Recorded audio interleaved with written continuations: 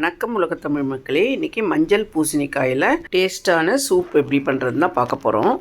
ஒரு துண்டு மஞ்சள் பூசணிக்காயை தோல் எடுத்துட்டு பொடியாக நறுக்கி வச்சுருக்கேன். 1 இன்ச் அளவு இஞ்சை தோல் சீவிட்டு நசுக்கி வச்சுருக்கேன். ஒரு 3 பல்லு பூண்டு, ஒரு வெங்காயம், சின்ன வெங்காயமாக இருந்தால் ஒரு 5-6 வெங்காயம் எடுத்து தோல் உரித்து நறுக்கி வச்சுக்கோங்க. நறுக்கி வச்ச பூசணிக்காய், இஞ்சி, பூண்டு, வெங்காயம் எல்லாத்தையும் ஒரு குக்கரில் சேர்த்து கூடவே ஒரு டம்ளர் தண்ணியும் சேர்த்து தேவையான அளவு உப்பு போட்டு 2 விசில் வச்சு வேக வச்சு எடுத்துக்கலாம். இஞ்சி உங்கள் ஆப்ஷனல் தான், வேணும்னா போட்டுக்கலாம்.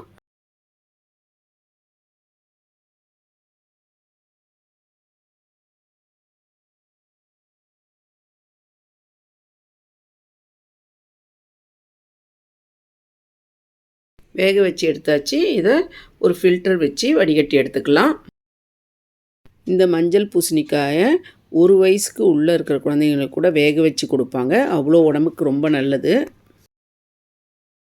மழை சீசனுங்கிறதுனால நான் ஒரு இஞ்சி துண்டு சேர்த்து வேக வச்சு எடுத்துக்கிட்டேன். இஞ்சி டேஸ்ட்டு பிடிக்காதவங்க அந்த இஞ்சியை வெளியில் எடுத்துருங்க. லைட்டாக இஞ்சி ஃப்ளேவரோட சூப் சூப்பராக இருக்கும். மிக்ஸி ஜாரில் சேர்த்து அரைச்சி எடுத்துக்கலாம். அரைச்சி எடுத்தாச்சு. இதை நான் வேக வச்ச அந்த பாத்திரத்துலேயே சேர்த்துக்கிறேன். வடித்து வச்சுருக்க அந்த பூசணிக்காய் தண்ணியும் இந்த மிக்ஸி ஜாரில் சேர்த்து நல்லா அலசி இதோடு சேர்த்துக்கோங்க. இந்த சூப் 2 பேர் தாராளமாக சாப்பிட்லாம்.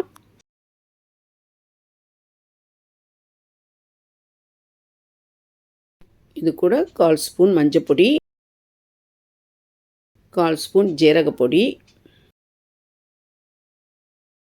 1/4 ஸ்பூன் மிளகு பொடியும் சேர்த்து நல்லா கலந்து கொதிக்க வச்சிடலாம்.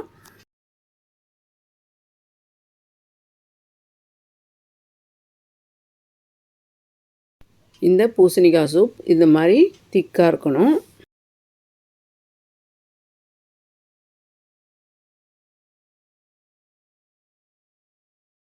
ஒரு கொதி கொதிச்சா போகிறோம். ரொம்ப நாள் கொதிக்கணும்னு அவசியம் இல்லை. இது கூட 1/4 எலுமிச்சம்பழ சாறு பிழிஞ்சு ஸ்டவ்வை உடனே ஆஃப் பண்ணிவிடுங்க. மஞ்சள் பூசணிக்காய் சூப் ரெடி ஆயிடுச்சு. இப்போ கொத்தமல்லி தழை தூவி ஒரு பவுலில் சர்வ் பண்ணிக்கலாம். இந்த பரங்கிக்காய் சூப் லெமன் இஞ்சி ஃப்ளேவரோட பரங்கிக்காய் பல்போடு சேர்ந்து ரொம்ப டேஸ்ட்டாக இருக்கும். இந்த மஞ்சள் பூசணிக்காய் சூப் வீட்டில் நீங்களும் செஞ்சு பார்த்து எப்படி இருக்குன்னு கமெண்ட்டில் சொல்லுங்கள். இந்த வீடியோ பிடிச்சிருந்தால் ஒரு லைக் கொடுங்க. நண்பர்களுக்கும் சொந்தங்களுக்கும் ஷேர் பண்ணுங்கள். சப்ஸ்கிரைப் பண்ணுங்கள். அப்படியே பெல் பட்டனை ப்ரெஸ் பண்ணுங்கள். நன்றி.